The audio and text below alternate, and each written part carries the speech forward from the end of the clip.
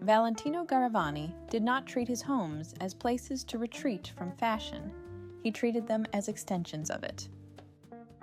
Over the course of his life, Valentino, alongside his longtime partner, Giancarlo Giametti, created a series of residences across the major capitals of style and culture: Rome, Paris, London, New York, Gstaad, Capri, even the open sea. Each was conceived with the same rigor he applied to couture.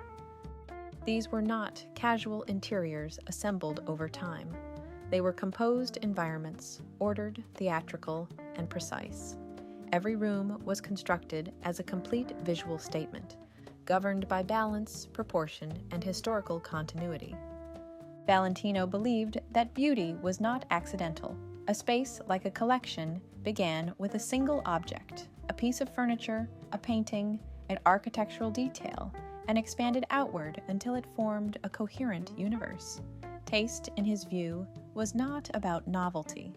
It was about knowing how to assemble elements from different eras into something harmonious and enduring. For Valentino, daily life was not separate from aesthetics. It was subject to the same standards. His houses were not backdrops to his career. They were parallel works, lived-in expressions of the same sensibility that defined his name. If you enjoy long-form films on design, history, and interiors, please like the video, subscribe to the channel, and consider becoming a channel member. Valentino once said, "It is certain that if I had not become a couturier, I would have been an interior designer. I've always been obsessed with beauty in all its forms. You start by chance, with a piece of furniture, an object, a painting, and around it you gradually develop a universe. If you have taste, you can mix it up." This idea of building a universe from instinct, objects, and taste defined not only Valentino's couture, but also his interiors.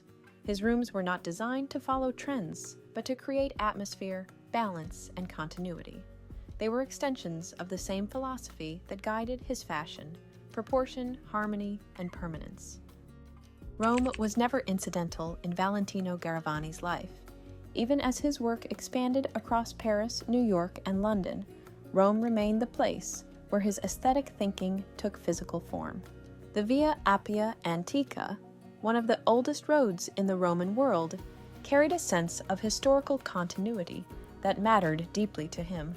To live there was to place oneself within centuries of architecture, ritual, and accumulated meaning. In 1972, Valentino acquired a villa along this ancient route, making it his primary residence. The house was not conceived as a retreat from work, but as an extension of it. "I beautify everything I touch," Valentino once said, a statement that described method rather than attitude. The interiors were developed in close collaboration with Renzo Mongiardino, one of the most influential interior designers of the 20th century. Trained in architecture and deeply shaped by theater, Mongiardino approached interiors as constructed environments, informed by illusion, perspective, and narrative. His work as a set designer, particularly with Franco Zeffirelli, shaped the villa profoundly. Rooms were arranged as sequences rather than isolated spaces, unfolding deliberately from one to the next. Walls functioned as architectural surfaces, often covered in patterned wallpapers, that added depth and movement. Furniture was positioned to establish sightlines and visual rhythm, guiding the eye through each room. References overlapped freely. Baroque elements appeared alongside Asian motifs, not as contrast, but as conversation. "If you have taste, you can mix it up," Valentino once explained. The villa's swimming pool pavilion expressed this approach most vividly. At one end of the pool stood a white structure draped in Asian-inspired fabric, flanked by sculptural Baroque fish. The rear wall was clad in antique Neapolitan ceramic tiles in blue, green, yellow, and white, while the pool itself was lined in white mosaic. Every surface was selected, every object placed deliberately. This was not decoration accumulated over time. It was a world assembled piece by piece. In Rome, fashion did not end at the studio door. It continued through walls, objects, and space. Valentino Garavani did not approach interiors as instinct or improvisation. He believed they required authorship, a clear intelligence capable of shaping atmosphere and structure over time. That conviction is why he rarely worked alone. Decorators were not hired to add style. They were chosen for alignment, for their ability to construct environments that could sustain complexity without visual confusion. The most influential of these collaborators was Renzo Mongiardino.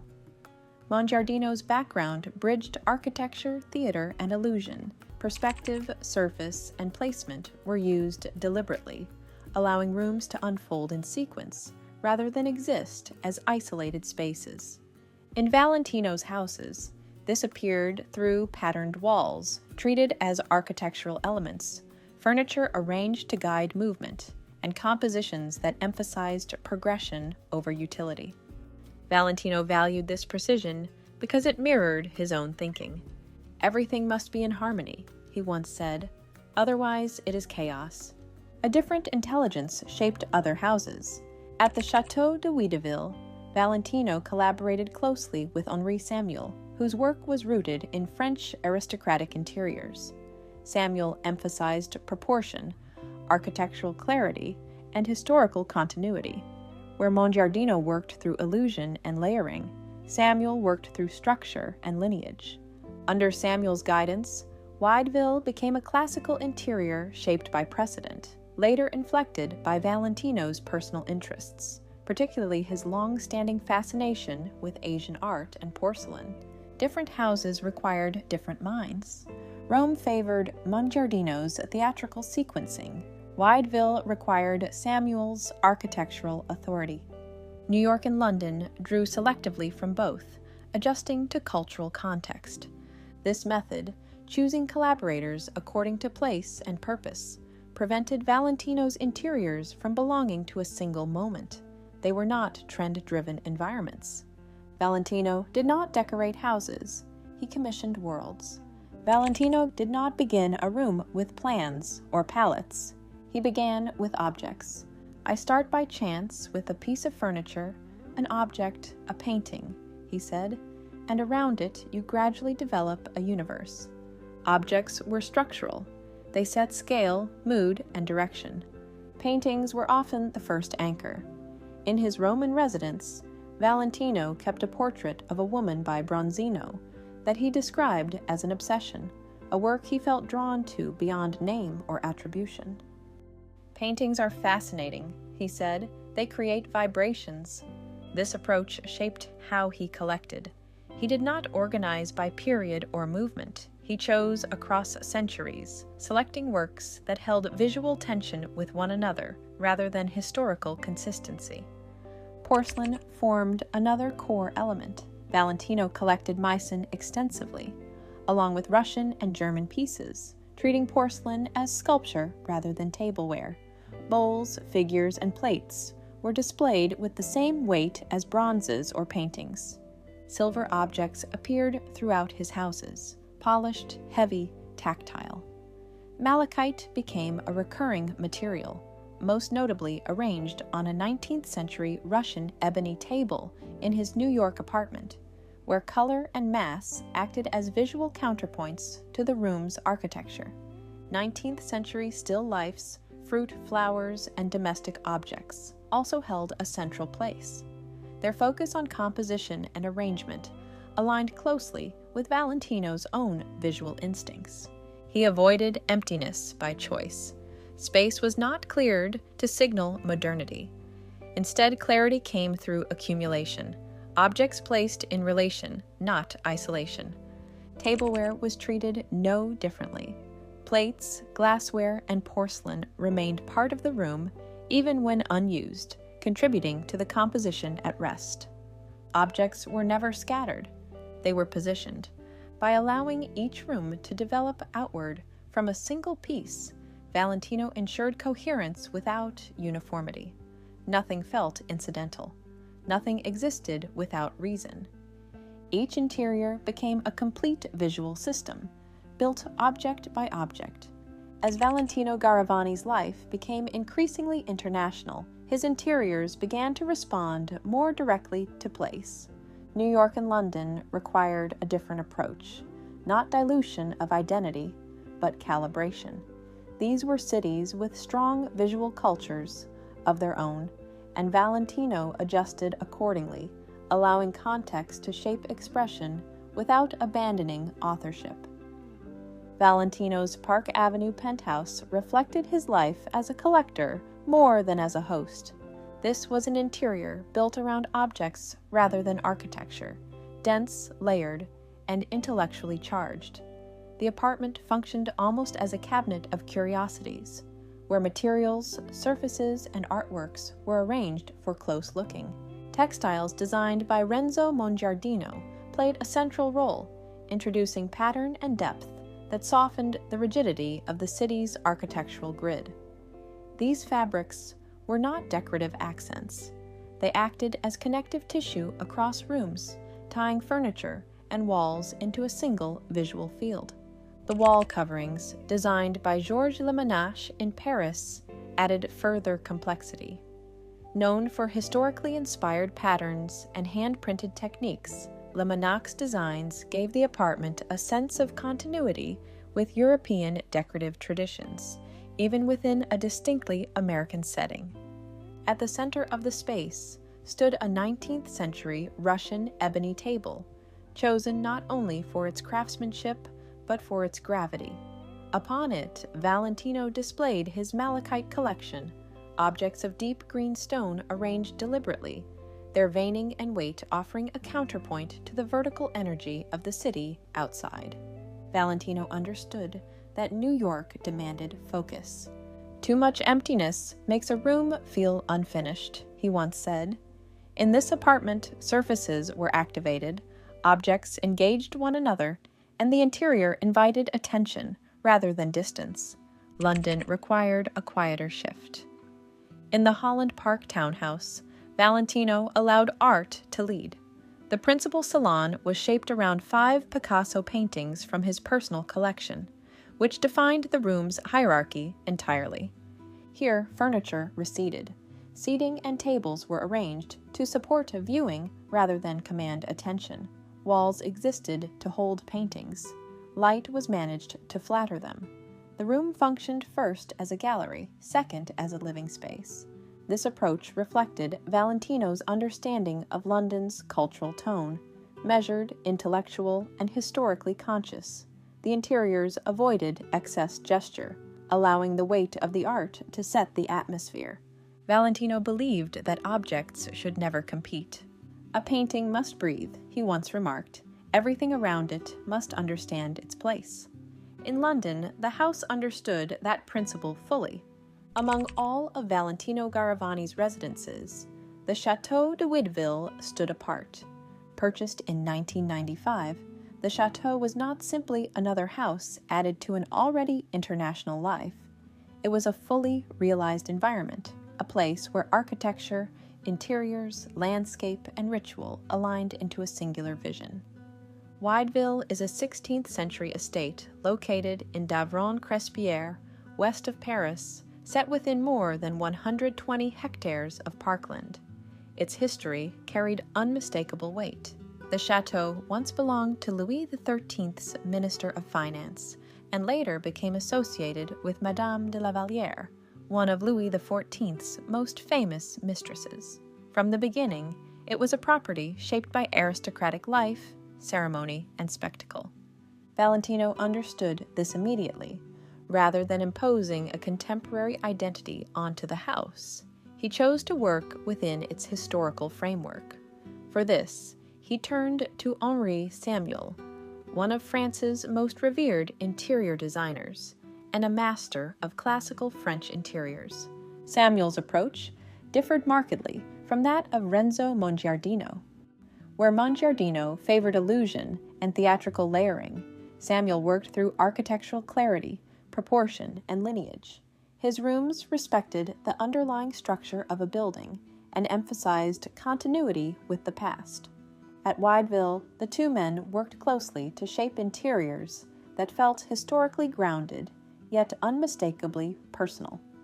French classical rooms formed the foundation, salons with Rococo detailing, carefully articulated moldings, and furniture arranged to support ceremony rather than comfort alone. Onto this structure, Valentino introduced another influence, imperial china. Chinese screens, lacquered surfaces, and porcelain appeared throughout the chateau, not as decoration, but as cultural dialogue. Valentino had long been drawn to Asian art, and at Wideville, those interests were woven deliberately into a French aristocratic setting. Dining played a central role in the life of the house. Meals here were not casual occasions. They were composed experiences. Tables were set with rare Meissen porcelain swans, chosen for their sculptural presence as much as their historical value. Table arrangements were planned to echo the architecture of the room. Scale, symmetry, and repetition mattered. Valentino once remarked, "I adore antique porcelain. It has a presence. It changes the way a table feels." At Wideville, the table became an extension of the interior itself. Formal salons were designed for gathering, conversation, and ceremony. Seating arrangements encouraged observation as much as interaction. The house was intended to be seen, absorbed, and remembered. Outside, the grounds extended the interior philosophy into landscape. The gardens covered roughly 300 acres and were treated as an essential component of the estate. Fountains, pavilions, and paths were laid out to create moments of arrival and pause. Valentino took particular pleasure in the rose gardens, which he tended with the same care he applied to interiors. One of the most distinctive features was the Nymphaeum, a man-made grotto inspired by classical garden traditions. This space, part architectural folly and part private retreat, reflected Valentino's fascination with historic landscapes and mythic references. Wideville was not designed for daily routine.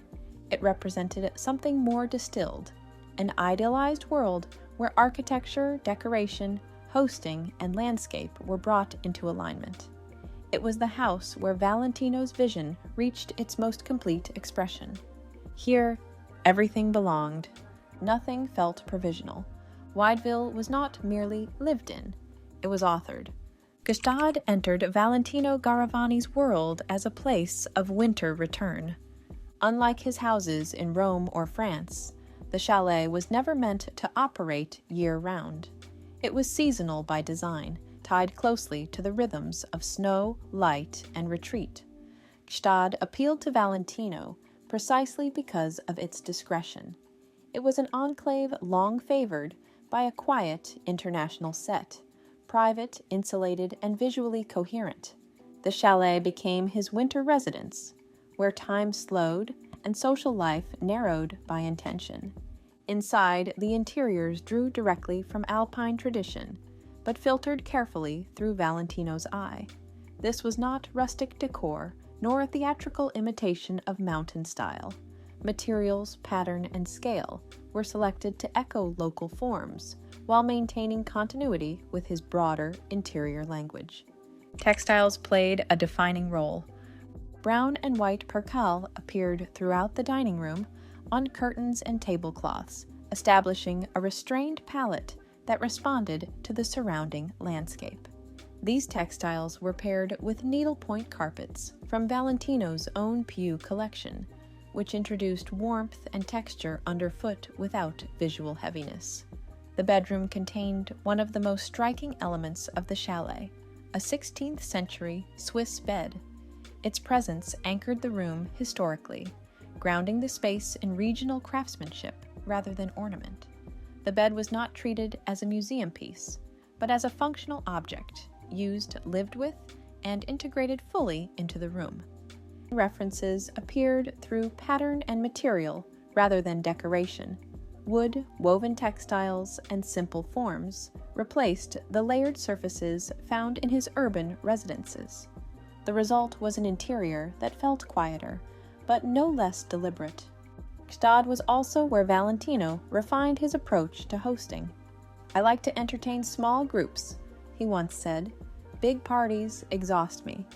Meals here were planned around season and place. Winter dishes were served on Portuguese porcelain, chosen for its weight, tactility, and visual warmth. The table setting reflected the environment outside, enclosed, grounded, and composed for intimacy rather than display. Gatherings were small, familiar, and carefully arranged. Friends returned year after year, becoming part of the chalet's rhythm. Evenings followed predictable patterns, meals, conversation, stillness, shaped as much by snow and darkness as by furniture or light. In Gstaad, Valentino's interiors reached their most private expression. The chalet was not designed to impress. It was designed to hold winter, to absorb it, respond to it, and frame daily life within it. Pattern replaced ornament, material replaced gesture, season replaced spectacle. Here his aesthetic adjusted not to history or culture, but to climate and ritual. And in doing so, it revealed how adaptable and how deeply considered his interior thinking truly was. Valentino Garavani's homes remain as his most intimate legacy. They reveal how he understood beauty, not as excess or novelty, but as something assembled slowly, with care, and lived with fully. Long after collections fade from memory, these spaces continue to speak. They show a way of seeing the world, one shaped by objects, history, and the belief that daily life deserved the same attention as art. That is what remains. If you enjoyed this film, I'd love for you to support the channel by liking the video, subscribing, becoming a channel member, and sharing it with someone who loves beautiful interiors. And I'd love to hear from you in the comments. Which of Valentino Garavani's interiors spoke to you most? Rome, Capri, Wideville, Gstaad, or another? What object or room stayed with you? Thank you for watching and for being part of this community.